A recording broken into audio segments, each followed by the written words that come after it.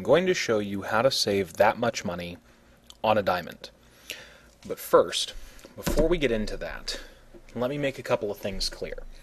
It's not that this is necessarily secret information. It's not that this isn't information you aren't supposed to know.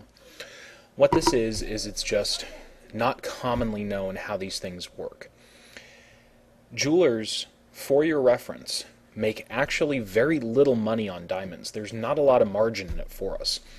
If a jeweler is doing exceptionally well on a diamond sale, if it's what's called a seller's stone, meaning it's so well liked, it is such high demand that they can get whatever they want for it, we're still only making, at best, 10-15% realistically on the sale of a diamond. McDonald's, your car wash, the place you buy your shoes from, and your gym membership are making quite a bit more than that. It just seems like a lot because it's such a high price tag. But before we go into any of the prices, I just want to make that absolutely clear. It is a common misconception that we make a ton of money on diamonds. We really don't. Honestly speaking, the better money for us is in a colored stone. It's not much better, but it is a little bit better.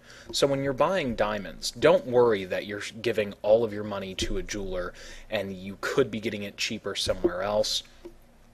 The odds are you probably couldn't. It's pretty standardized from store to store, state to state, country to country. There are published price lists for us, so when we are buying the stones, we know how to price them to keep it competitive for you. Obviously, there are a lot of diamonds in the world, or so it would seem if you go from jewelry store to jewelry store. The reality is there's not as many diamonds as I've heard people make wild claims about. It is not as easy to get them as I've, again, heard wild claims about. And I've heard a lot of wild and ridiculous claims, frankly, about diamonds being stockpiled to keep prices high. Think about it for a second. Do you drive less often if the price of gas is going up? There are stockpiles of diamonds. Yes, that is true. However, for the most part, they are not withheld to keep from flooding the market and driving prices down.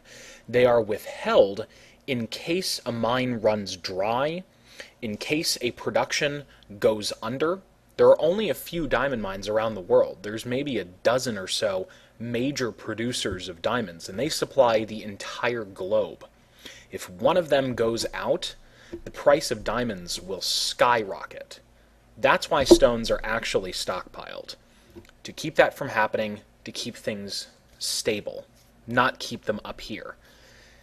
Again, if you're going to go to your favorite deli, and all of a sudden the price of a sandwich goes from $6 to $25, you're probably not going to buy that sandwich. Same with diamonds. Now that that's out of the way, and I would also like to preface, I am not a diamond distributor. I get diamonds for my customers. I am not promoting any sort of crazy New World Order agenda. That's not what this is about. I just want to clear that up because I hear it all the time. Now that that's been said, I hope this intro is giving you a bit of a sense of power over your own diamond purchase.